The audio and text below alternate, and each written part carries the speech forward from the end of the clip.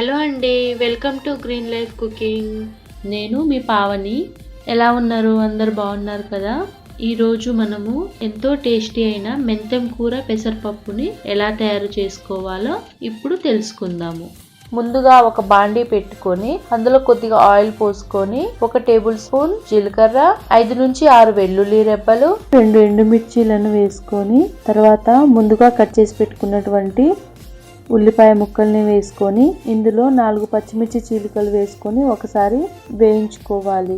తర్వాత కొద్దిగా పసుపు వేసి 1 నిమిషం పాటు వేగనివ్వాలి. ఇందులోనే బాగా పండిన 2 టమాటాలను వేసి కొద్దిగా ఉప్పు, కారం వేసుకొని 2 నుంచి 3 నిమిషాలు మూత పెట్టేసి ఉడకనిద్దాము.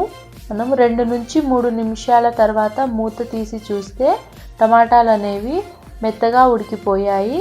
ఇప్పుడు దీంట్లో మెంతం కూర ఆకులను కట్ చేసి శుభ్రంగా కడిగి వేసుకున్నానండి. ఇక్కడ నాకు ఒక పెద్ద కట్ట మెంతం కూర పట్టింది.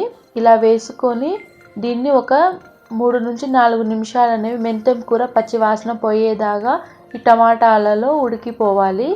ఇలా ఉడికిన తర్వాత నేను ఇక్కడ ముందుగా పెసరపప్పుని ఉడికించి పెట్టుకున్నానండి. నేను 1 కప్పు పెసరపప్పుకి 2 కప్పుల నీళ్లు పోసి మెత్తగా ఉడికించి పెట్టుకున్నాను. ఇలా వేసుకున్న తర్వాత దీన్ని ఒక 3 నుంచి 4 నిమిషాలు మూత పెట్టేసి గ్యాస్ సిమ్లో పెట్టేసి ఇలాగే వదిలేసేయండి. 3 నిమిషాల తర్వాత మెంతం కూర పెసరపప్పు అనేది చాలా చక్కగా ఉడికిపోతుంది.